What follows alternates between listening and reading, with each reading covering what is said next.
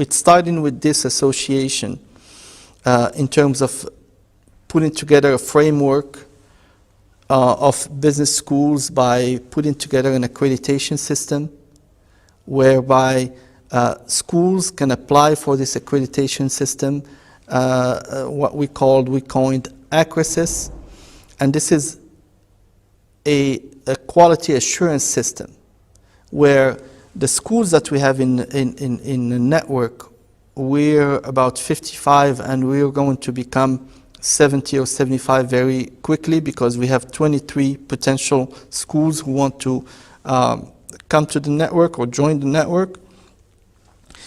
If we all adhere to this accreditation system and we all follow this accreditation system, and this is the first accreditation system that is proper to Africa. There was no quality assurance system in Africa at all.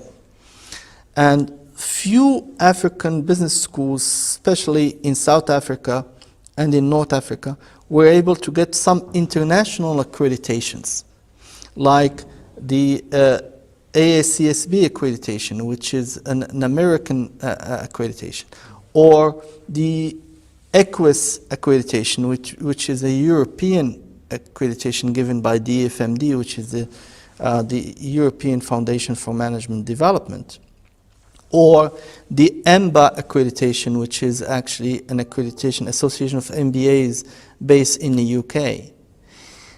Very few, we're talking about 10, 12, 15 schools in all African continent, 1.2 billion people that are actually accredited. Now, I can't keep myself from, citing my friend, my longtime friend, and a brilliant scholar called Professor Howard Thomas, who actually wrote about 3 books about management education in Africa, and did actually field work while he's well over his 70s. He did some field work in visiting 23 countries and many business schools. And I'm quoting him, he said, "I will be 6 feet under the ground before many of these business schools could be accredited these 3 major international accreditation." So we needed an alternative. We needed an African accreditation system proper to Africa that would actually look at the content that we teach, look at our methods of teaching, okay, and look at 3 main areas or 3 main keywords that are impact on Africa. So we need to look at whether the schools have some impact on Africa, just like what Economia is doing, or the entire HEM Foundation is doing for HEM and for Morocco and for beyond that. Okay. We look at relevance, whether whatever we do inside the classroom and outside the classroom is relevant to the economy of this country, to the economy of Africa or not. So impact on Africa, relevance, in Africa, and sustainability to Africa.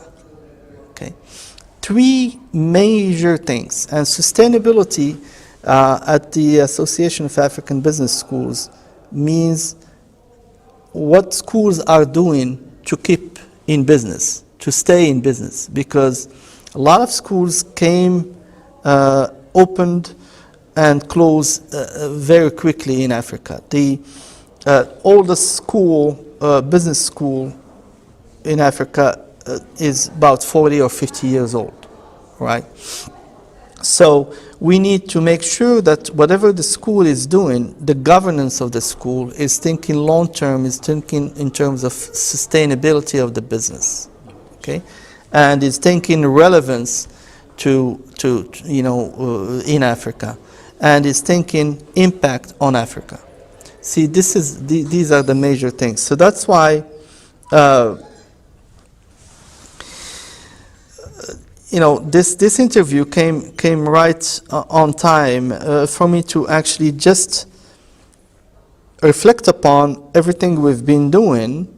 And this is in 2020 is going to be the last year of my term, and I hope that we'll be able to do a lot of things. Like I said, I'm not only asking business schools or asking the African community to adopt technology. The first thing we did is put together an AABS 3.0 platform, okay, that you can actually visit at abschools.com. And this platform gives you an idea about all the schools of the network, what they're about, their mission statement, the dean's message, everything you need to know. It gives you ideas about the accreditation literature, about the accreditation that we're putting together, that we launched back in October 2018. We already have 10 schools in the pipeline. And we're really proud of what this accreditation could do for the existing business schools, and maybe also for the lagging business schools that are not members of the network.